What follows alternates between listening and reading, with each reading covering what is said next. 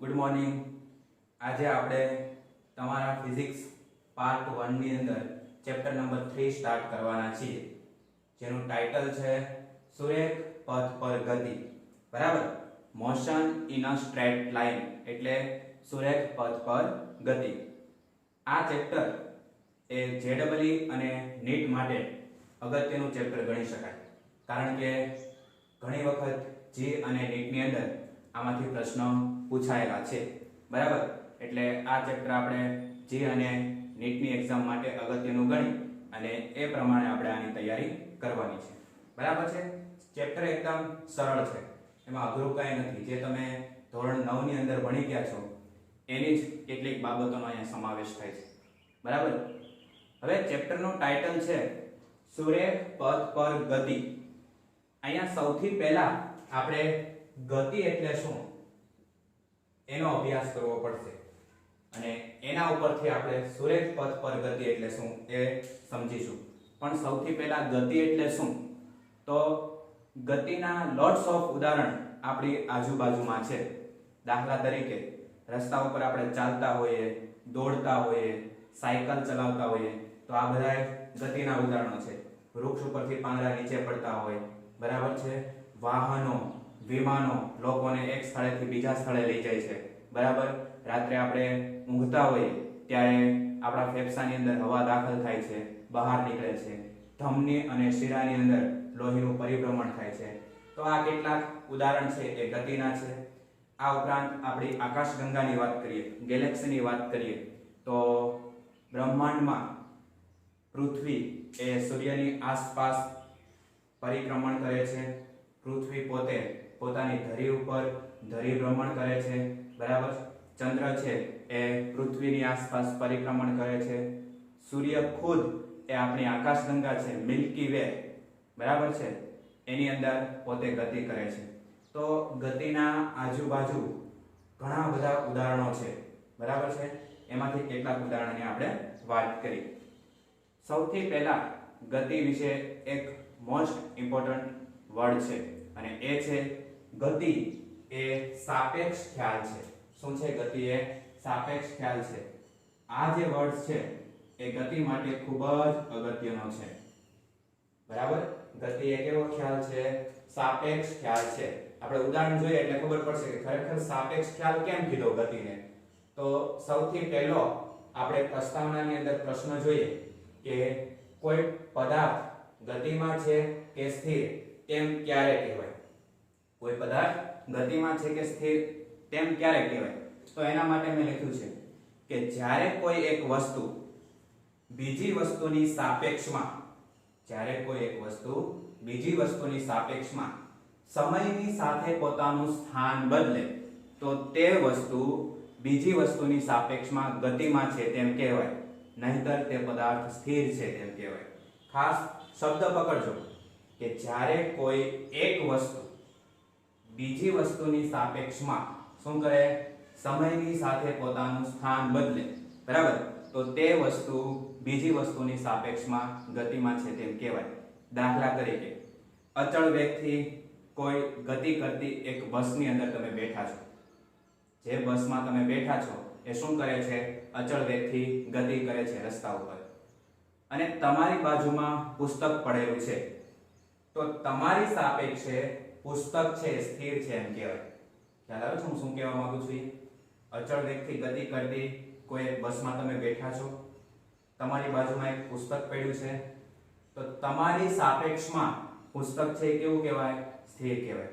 પણ જો તમારી જ બસનું અવલોકન રસ્તા ઉપર ઊભેલી કોઈ એક વ્યક્તિ કરે, બરાબર છે, તો એ રસ્તા ઉપર ઊભેલી વ્યક્તિ માટે તમારી બાજુમાં રહેલું પુસ્તક છે એ ગતિમાં છે એમ કહેવાય, પણ તમારી સાપેક્ષે એ પુસ્તક સ્થિર છે એમ કહેવાય. બરાબર છે. એટલે ગતિ છે એ કેવો ખ્યાલ છે? સાપેક્ષ ખ્યાલ છે. ગતિનું આપણે વર્ણન કરવું હોય તો કોઈ એક વસ્તુની બીજી વસ્તુની સાપેક્ષમાં વર્ણન કરી શકીએ. બરાબર છે. એટલે આપણે એમ કેવું હોય તો કહી શકાય ગતિ એ ગતિ કરતા પદાર્થ અને અવલોકનકાર એ બંનેનો સંયુક્ત ગુણધર્મ છે. કોઈ એકલા પદાર્થની ગતિનું વર્ણન કરવું શક્ય નથી. ટૂંકમાં આપણે કેવું હોય તેમ કહી શકીએ કે સંદર્ભ વગર ગતિનો કોઈ અર્થ જ નથી. કોની સાપેક્ષમાં પદાર્થ ગતિ કરે છે એ ખાસ અગત્યનું છે. હજુ એક ઉદાહરણ તમને હું આપું કે તમે તમારા રૂમની અંદર બેઠા બેઠા ફિઝિક્સનો વિડિયો જુઓ છો, તો તમે તો કોઈ એક સ્થળ પર બેઠા છો, સ્થિર છો.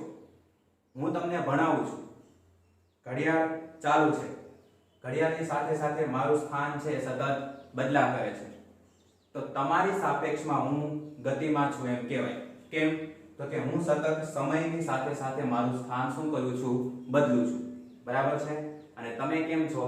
સ્થિર બેઠા છો, તો તમારી સાપેક્ષમાં હું ગતિમાં છું એમ કહેવાય. બરાબર છે? એટલે આપણે કહીએ છીએ કે ગતિ એ કેવો ખ્યાલ છે? સાપેક્ષ ખ્યાલ છે. બરાબર? તો એના વિશે મેં વાત લખી છે કે કોઈ પદાર્થ ગતિમાં છે કે સ્થિર તેમ ક્યારે કહેવાય?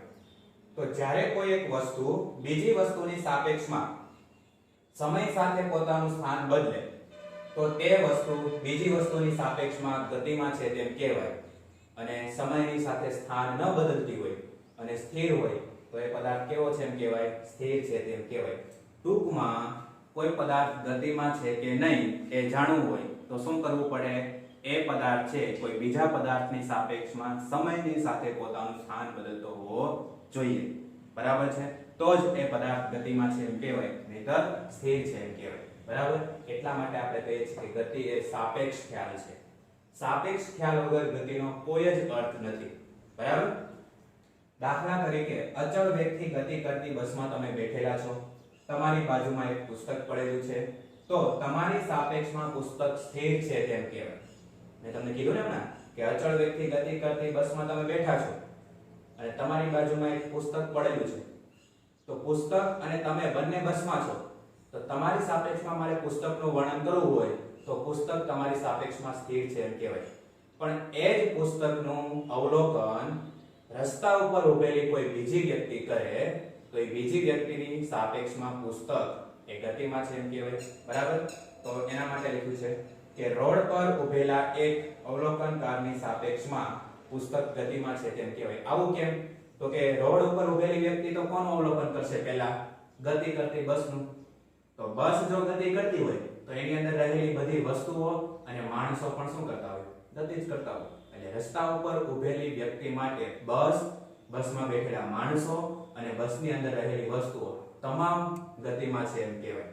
કારણ કે વ્યક્તિ તો રસ્તા ઉપર સ્થિર છે, એની સાપેક્ષમાં બસ રસ્તા ઉપર ગતિ કરે છે.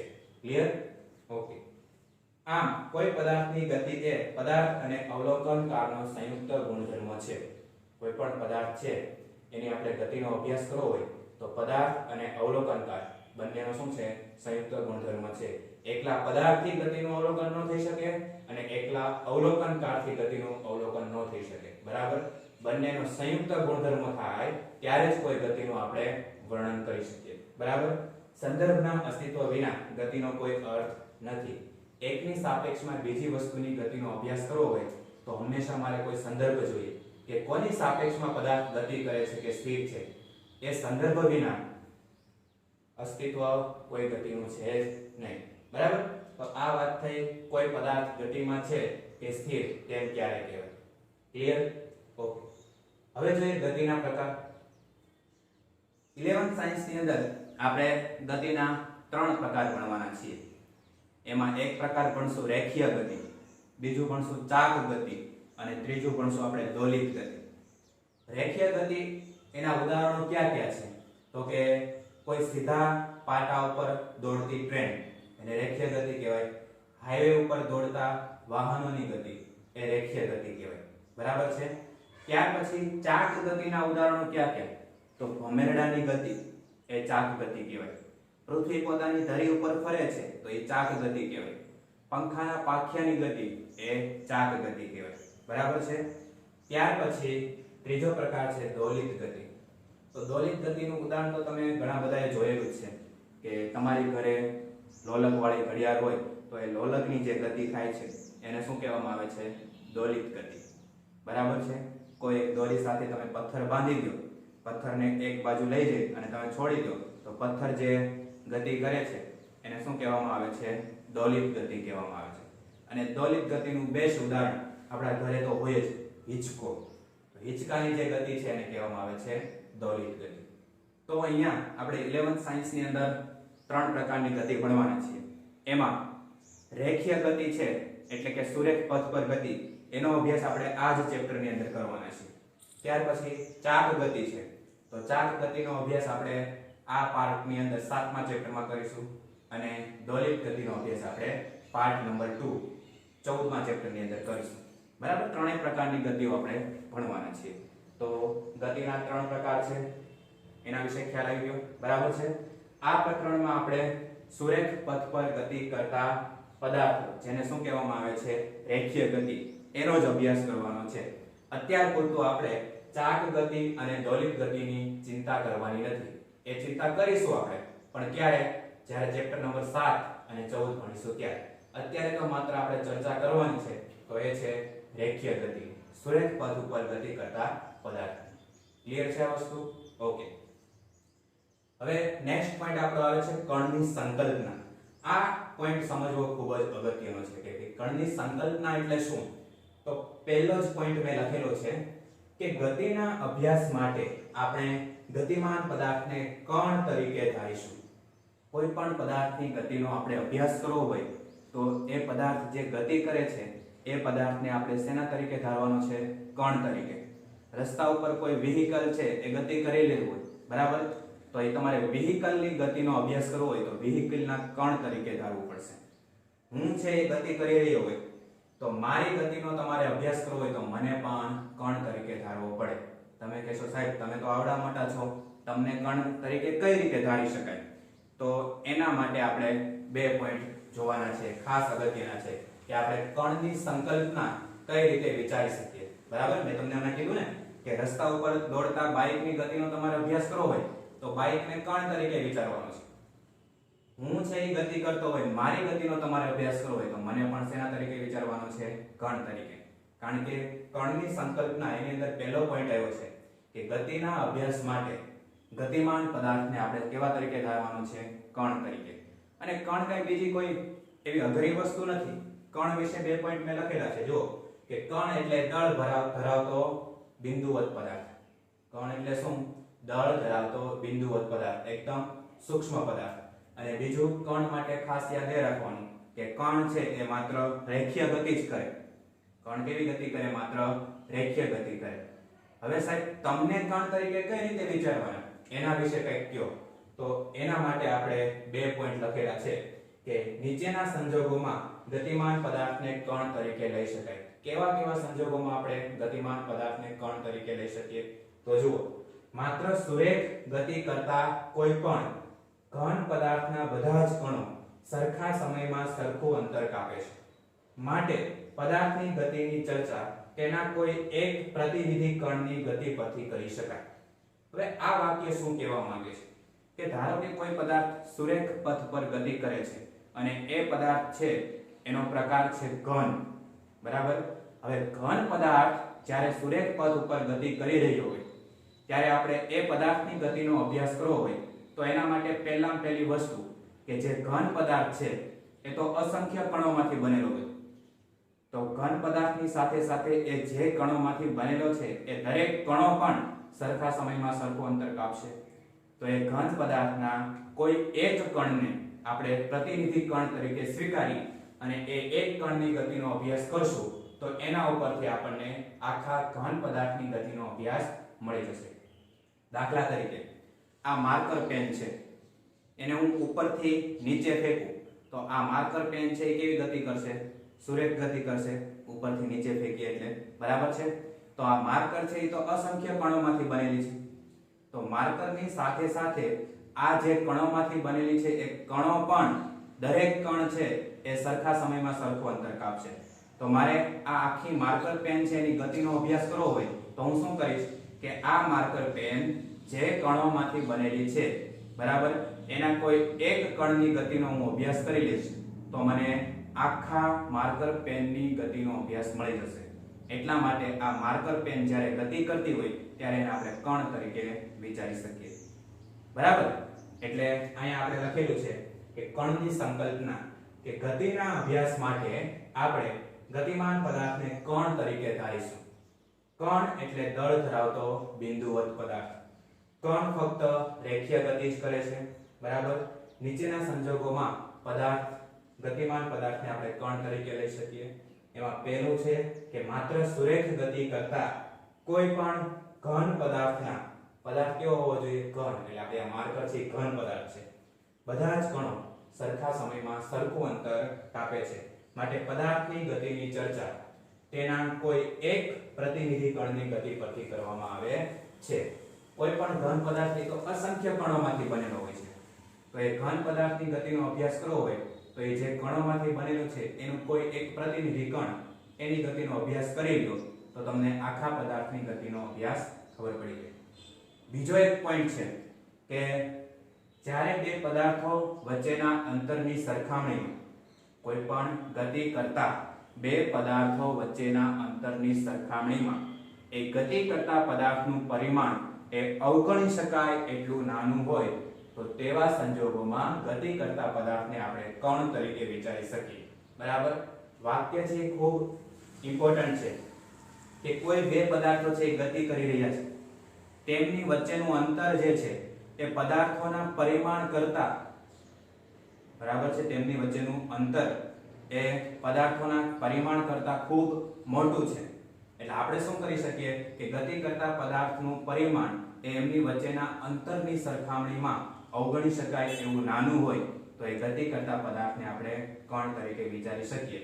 દાખલા તરીકે સૂર્ય અને પૃથ્વી વચ્ચે લાગતા ગુરુત્વાકર્ષણ બળની મારે ગણતરી કરવી છે, બરાબર છે. તો સૂર્ય અને પૃથ્વી વચ્ચેનું અંતર ખૂબ મોટું છે. એની સાપેક્ષમાં આપણે સૂર્ય અને પૃથ્વીને શેના તરીકે વિચારી શકીએ? કણ તરીકે વિચારી શકીએ.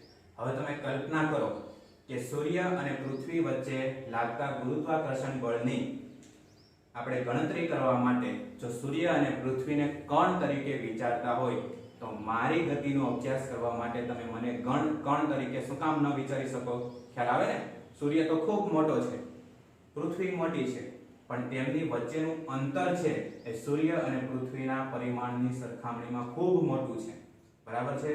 એટલે અંતરની સાપેક્ષમાં પૃથ્વી અને સૂર્ય એ બંનેને આપણે કણ તરીકે ગણી શકીએ કારણ કે એના પરિમાણ ખૂબ જ નાના બની જાય.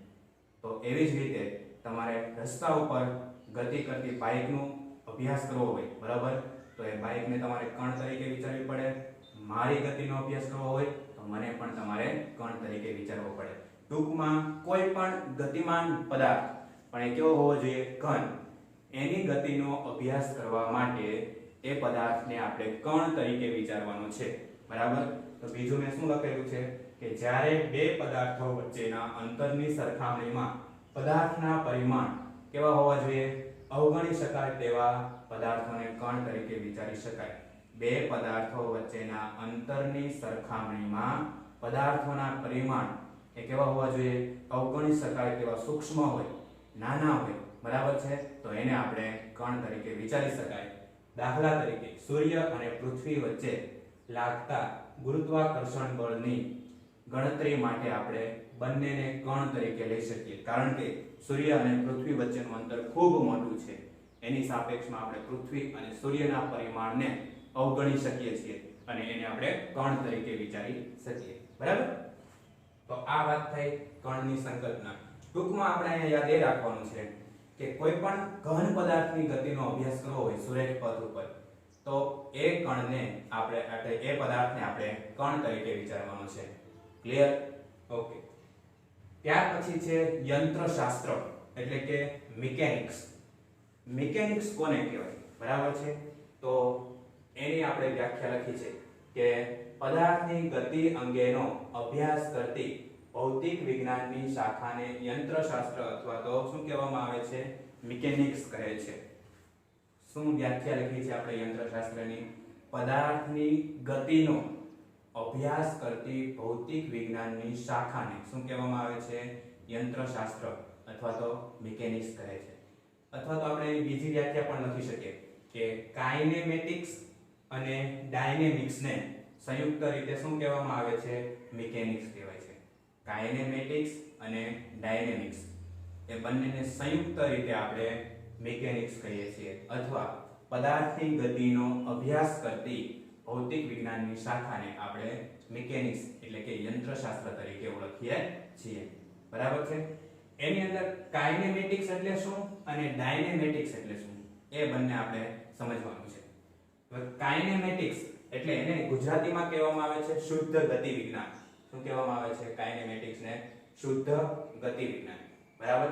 એની વ્યાખ્યા શું છે કે ભૌતિક વિજ્ઞાનની જે શાખામાં પદાર્થની ગતિના કારણોની ચર્ચા કર્યા સિવાય માત્ર ગતિનું જ વર્ણન કરવામાં આવે છે તો તેને કહેવામાં આવે છે શુદ્ધ ગતિ વિજ્ઞાન. બરાબર. કાઇનેમેટિક્સની વ્યાખ્યા મેં લખેલી છે. એ શું છે કે ભૌતિક વિજ્ઞાનની જે શાખામાં પદાર્થની ગતિ માટેના કારણોની ચર્ચા કર્યા સિવાય પદાર્થની ગતિનું વર્ણન કરવામાં આવે તો એને કહેવામાં આવે છે કાઇનેમેટિક્સ એટલે કે શુદ્ધ ગતિ વિજ્ઞાન. દાખલા તરીકે આ માર્કર પેન છે એને હું ઉપરથી છોડી દઉં તો એ નીચે આવશે, રેખીય ગતિ કરે છે. તો હું એમ કહીશ કે કેટલી ઊંચાઈથી માર્કર પેન નીચે પડી, ઉપરથી નીચે આવે ત્યારે એનો વેગ કેટલો છે, એનો પ્રવેગ કેટલો છે. આ બધા કારણોની ચર્ચા છે એ શેમાં કરવામાં આવે છે? કાઇનેમેટિક્સ ની અંદર. પણ અહીંયા આપણે એ ચિંતા નથી કરવાની કે માર્કર પેન ઉપરથી નીચે કઈ રીતે આવી. એ ગતિનું કારણ આપણે નથી દેવાનું. બરાબર. કાઇનેમેટિક્સ ની અંદર ગતિનું કારણ આપણે આપવાનું નથી. જો વ્યાખ્યા લખી છે કે ભૌતિક વિજ્ઞાનની જે શાખામાં પદાર્થની ગતિના કારણોની ચર્ચા કર્યા વગર કે આપેલો પદાર્થ કઈ રીતે ગતિ કરે છે એ આપણે કહેવાનું નથી. માત્ર ગતિનું વર્ણન કરવાનું છે. ગતિનું વર્ણન એટલે આ માર્કર પેન કેટલી ઊંચાઈથી નીચે આવી, એનો વેગ કેટલો હતો, એનો પ્રવેગ કેટલો હતો, આ બધા કારણોની ચર્ચા આપણે કરવાની છે. પણ એ ગતિ કઈ રીતે કરે છે એની ચર્ચા આપણે કાઇનેમેટિક્સ ની અંદર કરવાની નથી. દાખલા તરીકે પંખો ફરે છે તો પંખો ફરે છે તો એનો વેગ કેટલો છે, એનો પ્રવેગ કેટલો છે એની ચર્ચા આપણે કાઇનેમેટિક્સ ની અંદર કરશું. પણ પંખો કેમ ફરે છે એની ચર્ચા આપણે કાઇનેમેટિક્સમાં કરવાની નથી. આપણને ખબર જ છે પંખો કઈ રીતે ફરે, તો કે વિદ્યુત ઉર્જાનું યાંત્રિક ઉર્જામાં રૂપાંતરણ કરી અને પંખો ફરે છે. પણ એ ગતિનું કારણ એ આપણે કાઇનેમેટિક્સ ની અંદર બતાવવાનું નથી. પણ માત્ર ગતિનું વર્ણન જ કાઇનેમેટિક્સ ની અંદર કરવાનું છે કે ભાઈ પંખો છે એ કેટલા આરપીએમ એટલે 1 મિનિટમાં કેટલા રાઉન્ડ ફરે છે એ ગતિનું વર્ણન કેવું. બરાબર છે. ત્યાર પછી એનો વેગ કેટલો છે, એનો પ્રવેગ કેટલો છે, એની ગતિનું વર્ણન કેવા. બરાબર. પણ એના કારણોની ચર્ચા આપણે અહીંયા કરવાની નથી. ખ્યાલ આવી ગયો? શુદ્ધ ગતિ વિજ્ઞાન કે ભાઈ ભૌતિક વિજ્ઞાનની જે શાખામાં પદાર્થની ગતિના કારણોની ચર્ચા કર્યા સિવાય માત્ર ગતિનું જ વર્ણન કરવામાં આવે તો એને કહેવામાં આવે છે શુદ્ધ ગતિ વિજ્ઞાન. ત્યાર પછી આવે ખાલી ગતિ વિજ્ઞાન એટલે ડાયનેમિક્સ. બરાબર. હવે ડાયનેમિક્સ ની અંદર શું છે? જો કે ભૌતિક વિજ્ઞાનની જે શાખામાં પદાર્થના ગતિની ચર્ચા ઉપરાંત આ ગતિ માટે જવાબદાર કારણો તથા ગતિ કરતી વસ્તુના ગુણધર્મો સહિતનો અભ્યાસ કરવામાં આવે. અહીંયા બધી વસ્તુનો અભ્યાસ કરવાનો છે ડાયનેમિક્સ ની અંદર. એક તો પદાર્થની ગતિ છે એ કઈ રીતે થાય છે, એના કારણ, ગતિનું વર્ણન એ આપણે એના ગુણધર્મો સહિત કરવાનું. બધા પ્રશ્નોના જવાબ એ આપણે ડાયનેમિક્સ ની અંદર આપવાના છે. એટલે વ્યાખ્યા લખી છે જો કે ભૌતિક વિજ્ઞાનની જે શાખામાં પદાર્થના ગતિની ચર્ચા ઉપરાંત આ ગતિ માટેના કારણો, જવાબદાર કારણો, એના ગુણધર્મ સહિત બરાબર છે આપવામાં આવે તો એને કહેવામાં આવે છે ડાયનેમિક્સ. તો આપણે હમણાં કીધું હતું કે માર્કર પેનને હું ઉપરથી છોડી દઉં એટલે એ નીચે જ આવશે. પણ એ ગતિ કરે છે તો કઈ રીતે નીચે આવી એ આપણે ગતિનું કારણ આપવાનું. પછી કેટલી ઊંચાઈથી નીચે આવી, બરાબર છે, એનો વેગ કેટલો છે, એનો પ્રવેગ કેટલો છે, આ બધા એના ગુણધર્મો, એના જવાબદાર કારણો અને ગતિનું કારણ, દરેક બાબતોનો અભ્યાસ છે એ ડાયનેમિક્સ ની અંદર કરવામાં આવે. દાખલા તરીકે પંખો ફરે છે, બરાબર, તો એનો વેગ અને પ્રવેગ એ કાઇનેમેટિક્સ ની અંદર આવશે. પણ પંખો કઈ રીતે ફરે છે, બરાબર છે, વિદ્યુત ઉર્જાનું યાંત્રિક ઉર્જામાં રૂપાંતરણ થાય છે અને પંખો ફરે છે. તો વિદ્યુત ઉર્જાનું યાંત્રિક ઉર્જામાં રૂપાંતરણ કઈ રીતે થયું? વિદ્યુત ઉર્જાનું યાંત્રિક ઉર્જામાં રૂપાંતરણ થાય ત્યારે ઉષ્મા કઈ રીતે વ્યય પામે છે? આ દરેક ગુણધર્મોની ચર્ચા છે એ આપણે ડાયનેમિક્સ ની અંદર કરવાની છે. બરાબર. તો કાઇનેમેટિક્સ ની અંદર માત્ર ગતિનું જ વર્ણન કરવાનું છે, ગતિના કારણોની ચર્ચા કરવાની નથી. જ્યારે ડાયનેમિક્સ ની અંદર ગતિનું વર્ણન કરવાનું, ગતિના કારણોનું વર્ણન કરવાનું અને ગતિ કરતા પદાર્થના ગુણધર્મોનું પણ આપણે વર્ણન કરવું પડશે. એને કહેવામાં આવે છે ડાયનેમિક્સ.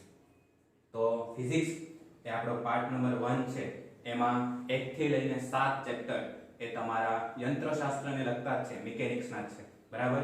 અને જેનો ઉપયોગ JEE અને NEET ની અંદર ઘણી બધી જગ્યાએ થાય છે, બરાબર છે. તો આ વાત થઈ ગઈ આપણે સુરેખ પથ પર ગતિ કરતા પદાર્થ, બરાબર. એ ચેપ્ટરની પ્રસ્તાવ, આ દરેક વસ્તુ પ્રસ્તાવના છે, બરાબર. તો વ્યવસ્થિત તમારી બુકની અંદર આને લખી નાખો. ત્યાર પછી આપણે ચેપ્ટરની શરૂઆત કરીએ અને એનો પહેલો પોઈન્ટ જોઈએ, સ્થાન અને નિર્દેશ ફ્રેમ, જે ખૂબ જ અગત્યનો પોઈન્ટ છે, બરાબર. પણ એ પહેલા આ દરેક વસ્તુ તમારી બુકની અંદર લખી નાખો. હવે મિત્રો આપણે પહેલા પોઈન્ટની વાત કરવાની છે, એ છે સ્થાન તથા નિર્દેશ ફ્રેમ. ખૂબ જ અગત્યનો પોઈન્ટ છે, એટલે ધ્યાનથી સમજવાની ટ્રાય કરજો કે સ્થાન તથા નિર્દેશ ફ્રેમ શું છે, બરાબર છે. તો સ્થાન તથા નિર્દેશ ફ્રેમની અંદર પહેલા આપણે સ્થાન સમજીએ કે ભાઈ સ્થાન એટલે શું. તો કોઈ પણ પદાર્થ એનું સ્થાન નક્કી કરવા માટે આપણે સંદર્ભ બિંદુ અને અક્ષોના સમૂહનો ઉપયોગ કરવાની જરૂર પડશે, બરાબર છે. કોઈ પણ પદાર્થનું આપણે સ્થાન નક્કી કરવું હોય તો એના માટે બે વસ્તુના ઉપયોગની જરૂર પડશે. એક છે સંદર્ભ બિંદુ અને બીજું છે અક્ષોના સમૂહ, બરાબર. તો એમાં સૌથી પહેલા સંદર્ભ બિંદુ કોને કહેવાય એ સમજીએ. આમ તો સંદર્ભ બિંદુ તમે ધોરણ 9 ની અંદર એની વ્યાખ્યા ભણીને આવો છો અને એ ટેક્સ્ટ બુકની અંદર એક સરસ એક્ઝામ્પલ પણ આપેલું છે કે તમારા ગામના રેલવે સ્ટેશનથી તમારી શાળા 2 કિલોમીટર દૂર છે. તો આપણે રેલવે સ્ટેશનથી શાળાનું સ્થાન નક્કી કરીએ છીએ, તો શાળા માટે સંદર્ભ બિંદુ રેલવે સ્ટેશન થશે, બરાબર છે. ખ્યાલ આવ્યો કે શાળાનું સ્થાન આપણે કોને અનુલક્ષીને નક્કી કર્યું, તો કે ગામમાં આવેલા રેલવે સ્ટેશનને અનુલક્ષીને, કે રેલવે સ્ટેશનથી શાળા 2 કિલોમીટર દૂર છે, એટલે રેલવે સ્ટેશનથી આપણે શાળાનું સ્થાન નક્કી કર્યું, તો શાળા માટે સંદર્ભ બિંદુ રેલવે સ્ટેશન થશે. એવા તો આપણે ઘણા બધા ઉદાહરણો આપી શકીએ. હું તમને એમ કહું કે સાવરકુંડલાથી અમરેલી 30 કિલોમીટર દૂર છે, તો આપણે સાવરકુંડલાથી કોનું સ્થાન નક્કી કર્યું, અમરેલીનું, કે 30 કિલોમીટર દૂર છે, તો અમરેલી માટે સંદર્ભ બિંદુ સાવરકુંડલા થશે.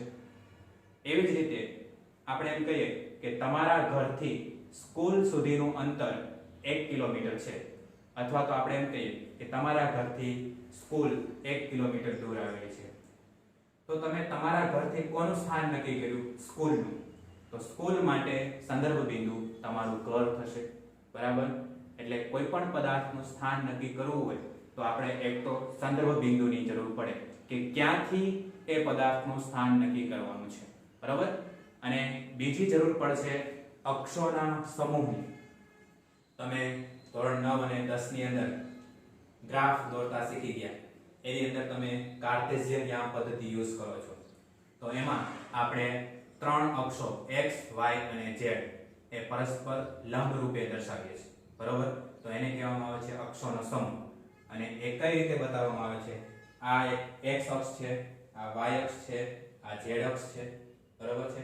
ખરેખર z અક્ષ કઈ રીતે હોય, તો કે x અને y ને લંબ રૂપે આ રીતે બોર્ડની બહાર આવતી દિશામાં, બરાબર છે. પણ બોર્ડ છે એ 2 પરિમાણમાં છે, એટલે આપણે આ z છે એ આ રીતે બતાવવું પડે. ખરેખર અક્ષો આમ હોય, જો આ તમારી x અક્ષ થશે, આ છે y અક્ષ થશે અને આ છે એ z અક્ષ થશે, બરાબર. તો આ રીતે પરસ્પર લંબ રૂપે ત્રણેય અક્ષો ગોઠવાયેલી હોય. અને આમે તમે તમારા ઘરની અંદર રૂમમાં આ જે અક્ષ છે એને તમે y અક્ષ કહી દો, આ અક્ષ છે એને તમે x અક્ષ કહી દો અને આને તમે z અક્ષ કહી દો. તો એ રીતે પણ તમે અક્ષો વિચારી શકો છો. ટૂંકમાં પરસ્પર ત્રણેય લંબ હોય અને એ ત્રણેય અક્ષો જ્યાં છેદે ત્યાં આપણે એનું છેદન બિંદુ, એને ઉગમ બિંદુ O તરીકે ઓળખશું, બરાબર. અને આ જે આપણી યામાક્ષ પદ્ધતિ છે એનું આ જે ઉગમ બિંદુ છે એને આપણે સંદર્ભ બિંદુ તરીકે લેવાનું છે કે ભાઈ ઉગમ બિંદુ એની સાપેક્ષે x અક્ષ ઉપર કોઈ પદાર્થનું સ્થાન કેટલું દૂર છે, તો એના માટે સંદર્ભ બિંદુ આપણે ઉગમ બિંદુ તરીકે લેશું. x અક્ષ ઉપર રહેલા કોઈ પદાર્થનું સ્થાન નક્કી કરવા માટે આપણે ઉગમ બિંદુથી એ પદાર્થનું અંતર માપવાનું રહેશે. એ જ રીતે કોઈ પદાર્થ y અક્ષ ઉપર રહેલો હોય કે z અક્ષ ઉપર રહેલો હોય તો ઉગમ બિંદુથી y અક્ષ ઉપર કેટલો દૂર છે કે z અક્ષ ઉપર કેટલો દૂર છે એ આપણે એનું સ્થાન નક્કી કરવાનું છે. એટલે ઉગમ બિંદુ છે એને આપણે આ યામાક્ષ પદ્ધતિના સંદર્ભ બિંદુ તરીકે લેવાનું છે. પછી કોઈ પણ અક્ષ ઉપર પદાર્થ ગમે ત્યાં રહેલો હોય એનું સ્થાન આપણે ઉગમ બિંદુની સાપેક્ષે જ માપવાનું છે. ત્યાં તમને યામ આપેલા હોય કે ધારો કે પદાર્થ x અક્ષ ઉપર રહેલો હોય તો ઉગમ બિંદુથી કેટલો દૂર રહેલો છે, જ્યાં પદાર્થ હશે ત્યાં તમને એના યામ આપેલા હશે. બરાબર છે કે ભાઈ ઉગમ બિંદુથી આટલા અંતરે પદાર્થ રહેલો છે. તો એ જે x અક્ષ ઉપર રહેલા પદાર્થનું સ્થાન નક્કી કરવા માટે એનું જે કંઈ અંતર આપણે માપવાનું છે ત્યાંથી ઉગમ બિંદુ. એવી જ રીતે કોઈ પદાર્થ y અક્ષ ઉપર રહેલો હોય કે z અક્ષ ઉપર રહેલો હોય તો y અને z અક્ષ ઉપર જે જગ્યાએ પદાર્થ રહેલો હશે ત્યાં એના યામ આપેલા હશે. તો એ પદાર્થનું સ્થાન એનું અંતર છે એ આપણે ઉગમ બિંદુથી માપવાનું થશે. બરાબર? એટલે એને આપણે કહીએ છીએ સંદર્ભ બિંદુ. કોઈ પણ પદાર્થનું સ્થાન નક્કી કરવા માટે આપણે એક સંદર્ભ બિંદુની જરૂર પડશે અને આપણી જે યામાક્ષ પદ્ધતિ છે એમાં ઉગમ બિંદુ એને આપણે સંદર્ભ બિંદુ તરીકે લેશું. બરાબર? તો એ જ બધી મેં અહીંયા વાત કરી છે. જો પદાર્થનું સ્થાન નક્કી કરવા માટે આપણે એક સંદર્ભ બિંદુ અને અક્ષોના સમૂહનો ઉપયોગ કરવાની જરૂર પડશે. અનુકૂળતા માટે ત્રણ પરસ્પર લંબ અક્ષો x y અને z અક્ષો ધરાવતી લંબ યામાક્ષ પદ્ધતિ પસંદ કરીશું. જે મેં તમને બતાવી આ ત્રણેય અક્ષોના છેદન બિંદુને ઉગમ બિંદુ કહે છે. બરાબર? કોઈ પણ પદાર્થના યામો x y z આ યામાક્ષ પદ્ધતિની સાપેક્ષે તેનું સ્થાન બતાવે છે. મેં તમને કીધું ને કે ઉગમ બિંદુથી x અક્ષ ઉપર પદાર્થ જ્યાં રહેલો હશે ત્યાં એના યામ આપેલા હશે. તો ઉગમ બિંદુથી પદાર્થ કેટલો દૂર છે, ઉગમ બિંદુથી પદાર્થનું સ્થાન ક્યાં આવેલું છે એ એના યામ ઉપરથી આપણને ખબર પડી જશે. પછી કોઈ પણ અક્ષ હોય y હોય કે z હોય એ પદાર્થના યામો ઉપરથી આપણે એનું સ્થાન નક્કી કરી શકીએ. બરાબર? પછી સમયના માપન માટે તંત્રમાં ઘડિયાળ મૂકવામાં આવે છે અને ઘડિયાળ સહિત આ તંત્રને નિર્દેશ ફ્રેમ કહે છે. બરાબર છે? આ જે યામાક્ષ પદ્ધતિ છે એમાં કોઈ પદાર્થ ગતિ કરતો હોય, બરાબર, x અક્ષ ઉપર ગતિ કરતો હોય, y અક્ષ ઉપર ગતિ કરતો હોય, z અક્ષ ઉપર ગતિ કરતો હોય, બરાબર છે, અથવા તો x અને y યામોમાં એ ગતિ કરતો હોય તો એ જ્યારે પદાર્થ ગતિ કરે છે ત્યારે એ સમયની સાથે પોતાનું સ્થાન બદલે છે. તો સમયના માપન માટે આપણે એક ઘડિયાળની જરૂર પડશે. બરાબર? તો આ યામાક્ષ પદ્ધતિમાં એક ઘડિયાળ પણ મૂકવામાં આવે છે. તો ઘડિયાળ સહિત આ જે આખું તંત્ર થયું એને કહેવામાં આવે છે નિર્દેશ ફ્રેમ. બરાબર છે? નિર્દેશ ફ્રેમ શું છે?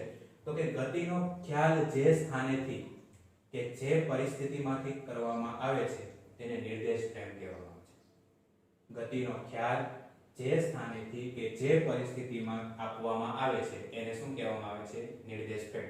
એટલે તમને હમણાં જ એક ઉદાહરણ આપ્યું હતું કે ભાઈ તમે છે એ ફિઝિક્સનો વિડિયો જુઓ છો તો તમે તમારી રીતે સ્થિર છો, સમયની સાથે સાથે હું સતત છે એ મારું સ્થાન બદલા કરું છું. બરાબર છે? તો તમે મારી ગતિનું અવલોકન ક્યાંથી કરો છો? તમારા રૂમમાં બેઠા બેઠા. બરાબર છે? તો રૂમ સહિત તમારું સ્થાન એ નિર્દેશ ફ્રેમ કહેવાય. ખ્યાલ આવ્યો કે ગતિનો ખ્યાલ કયા સ્થળેથી અને કઈ પરિસ્થિતિમાંથી કરવામાં આવે છે એને કહેવામાં આવે છે નિર્દેશ ફ્રેમ. તો તમે રૂમમાં બેઠા બેઠા વિડિયો જુઓ છો અને મારું તમે અવલોકન કરો છો તો હું સમયની સાથે સાથે સતત મારું સ્થાન બદલા કરું છું. તો તમે જે મારી ગતિનું અવલોકન કરો છો, જે પરિસ્થિતિમાં તમે મારું ગતિનું અવલોકન કરો છો એ જ પરિસ્થિતિને શું કહેવામાં આવે છે? નિર્દેશ ફ્રેમ. એટલે રૂમ સહિત તમારા સ્થાનને નિર્દેશ ફ્રેમ તરીકે ઓળખવામાં આવે. ક્લિયર છે? નિર્દેશ ફ્રેમની વ્યાખ્યા કે ગતિનો ખ્યાલ જે સ્થાનેથી કે જે પરિસ્થિતિમાંથી આપવામાં આવે તેને શું કહેવામાં આવે છે? નિર્દેશ ફ્રેમ. એનું એક આપણે બીજું ઉદાહરણ જોઈએ. દાખલા તરીકે આ એક બસ છે. બસ છે એ v વેગથી ગતિ કરે છે. બસ ટૂંકમાં ગતિમાં છે. એની અંદર બે વ્યક્તિઓ બેઠી છે, a અને b. બરાબર છે? હવે a છે એ b નું અવલોકન કરશે. બરાબર? a છે એ b નું અવલોકન કરશે તો એની સાપેક્ષમાં b છે એ કેવો લાગશે? એને સ્થિર લાગશે. બરાબર છે? b છે એ એનું અવલોકન કરશે તો b ની સાપેક્ષમાં એને a કેવો લાગશે? સ્થિર લાગશે. બરાબર છે? પણ આ બસનું અવલોકન એ રસ્તા ઉપર ઊભેલો કોઈ અવલોકનકાર c એ આ બસનું અવલોકન કરશે તો એને આ બસ અને બસની અંદર બેઠેલી બંને વ્યક્તિઓ એસેમાં લાગશે, ગતિમાં લાગશે, બરાબર. તો આ પરિસ્થિતિમાં નિર્દેશ ફ્રેમ કોણ થાય? વિચારો જોઈએ. તમારે વિચારવાનું શું છે કે એક અવલોકનકાર છે જમીન ઉપર ઊભો છે રસ્તા ઉપર અને એની પાસેથી એક બસ પસાર થાય છે, એને એ જુએ છે, એનું અવલોકન કરે છે. તો આ જે જમીન ઉપર ઊભેલો અવલોકનકાર છે એને બસ અને બસની અંદર બેઠેલી દરેક વ્યક્તિઓ છે એને ગતિમાં દેખાશે. તો આ જે પરિસ્થિતિ મેં તમને દર્શાવી છે એમાં નિર્દેશ ફ્રેમ કોણ થાય? ઓબ્વિયસલી નિર્દેશ ફ્રેમ કોણ થશે કે આ સી જે અવલોકનકાર જે પરિસ્થિતિમાં અને જે સ્થાનેથી બસનું અવલોકન કરે છે એ એની નિર્દેશ ફ્રેમ થશે. ટૂંકમાં જે સ્થાનેથી અને જે પરિસ્થિતિમાં કોઈ ગતિ કરતા પદાર્થનું તમે અવલોકન કરો તો એ સ્થાન અને એ પરિસ્થિતિને કહેવામાં આવે છે નિર્દેશ ફ્રેમ. આ કિસ્સામાં નિર્દેશ ફ્રેમ અવલોકનકાર થશે જે જમીન ઉપર રસ્તા ઉપર ઉભેલો છે અને અહીંયા મેં તમને હમણાં કીધું હતું કે હું સમયની સાથે મારું સતત સ્થાન બદલું છું. તો તમારા માટે નિર્દેશ ફ્રેમ તમે પોતે જ છો.